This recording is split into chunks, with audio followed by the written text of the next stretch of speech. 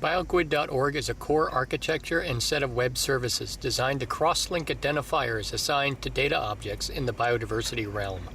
The world's biodiversity data are scattered widely across the internet. The myriad databases that store all of this information assign many different kinds of identifiers to many different data objects.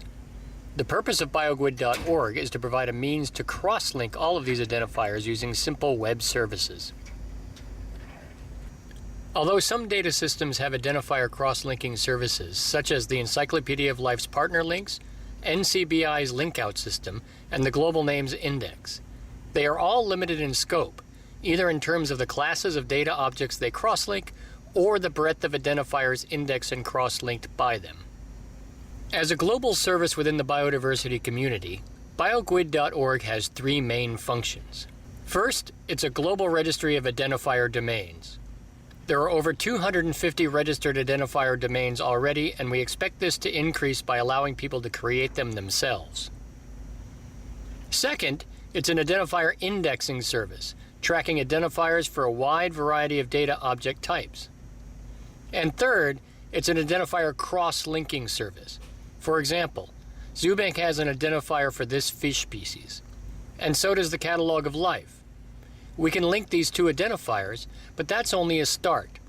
If the Catalog of Life identifier is already linked to the BOLD database, and the BOLD database is linked to the NCBI database, then BioGUID establishes crosslinks among all of these identifiers. Currently, BioGUID.org supports 7 different classes of identifiers and 20 different object types, including all of the Darwin Core classes. Since first submitting BioGUID.org to the GBIF Challenge, there have been several major upgrades and improvements to the database, services, and website. First of all, the content of the database has increased by 3 orders of magnitude. At the time of initial submission, BioGUID.org included just over 1 million identifiers. It has now been expanded to include over 1 billion identifiers, which includes all GBIF identifiers and all Darwin Core triplets from the GBIF occurrence dataset. The second major improvement to BioGUID.org is that identifier datasets can be uploaded for batch processing. Any user can generate a CSV file with the necessary information, submit a zipped compressed copy to BioGUID.org, and the submitted record set will be processed and incorporated directly into the database. Another major change is a fundamental improvement to the data model to accommodate more complex relationships among identified objects. Originally, BioGUID.org only established crosslinks between congruent identifiers that refer to the same object. It has now been expanded to allow objects to be linked through other relationship types. For example, an ISSN is an identifier assigned to a journal. A DOI is an identifier assigned to an article within a journal. Because the objects represented by these two identifiers are not congruent, they could not be cross-linked in the old database.